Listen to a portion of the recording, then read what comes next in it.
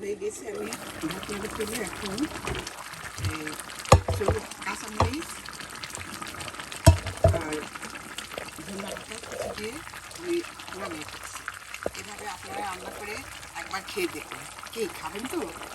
আপনারা শুধু একা খাবেন না, আপনাদের ফ্রেন্ড সার্কেল আত্মীয় স্বজনের মধ্যেও দেখার সুযোগ করে দেবেন, যেন ওরাও এভাবে রান্নাটা করে খেতে পারে। আর আমার এই মায়ের হাতে রান্নাটা আপনাদের কাছে কেমন লেগেছে আমাকে কমেন্ট করে জানাবেন। আবার আপনার কিছু নিয়ে আসা থাকবে। সুস্থ থাকবেন, ভালো থাকবেন, আর আমার মায়ের জন্য দোয়া করবেন। আবার কোনো কিছু নিয়ে আসা থাকবে, ভালো থাকবেন, সুস্থ থাকবেন। আল্লাহ হাফেজ।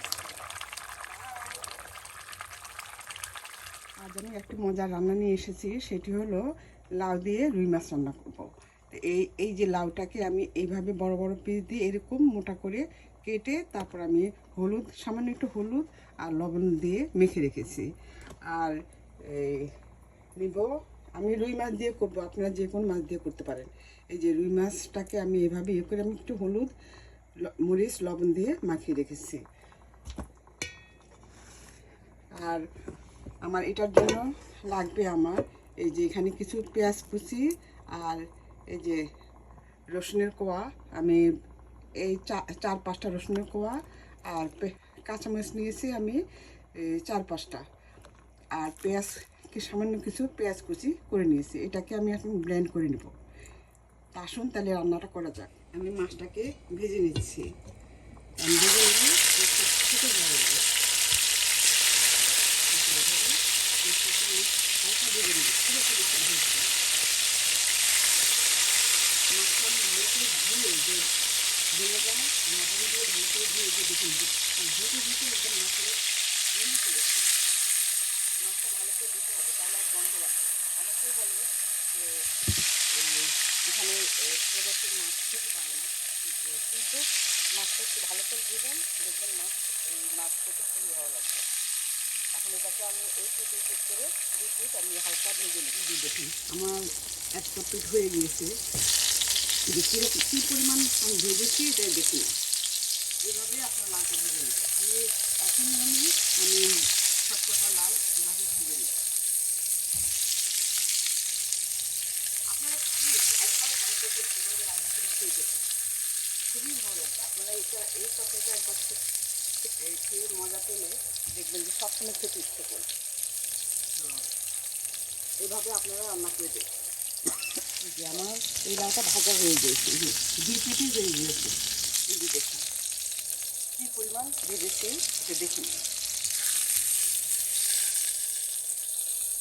এখন বাকিগুলি একই নিয়মে আমি ভেজে রান্নাটা করার জন্য এখানে, কারণ আমার লাউ ভাজি হয়ে গেছে, মাছ ভাজা হয়ে গেছে। এখন আমি এই লাউটা রান্না করার জন্য আমি এখানে একটা হাঁড়ি বসিয়ে এই যে আমি সরিষার তেল দিয়ে রান্না করব।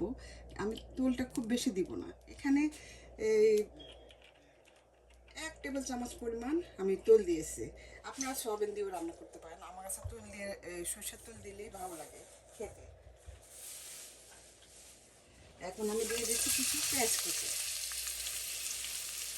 এটা একটু হালকা বাদামি করে ভেজে তারপরে ভেজে নিতে আমার কষানো হয়ে গিয়েছে। এখন আমি কিছু গরম পানি দিয়ে দিচ্ছি।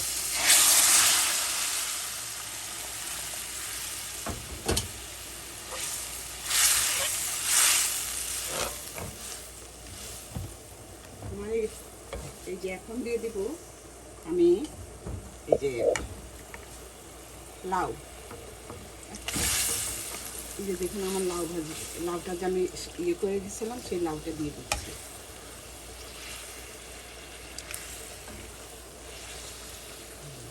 আর উপরে দিয়ে দিচ্ছি মাছ।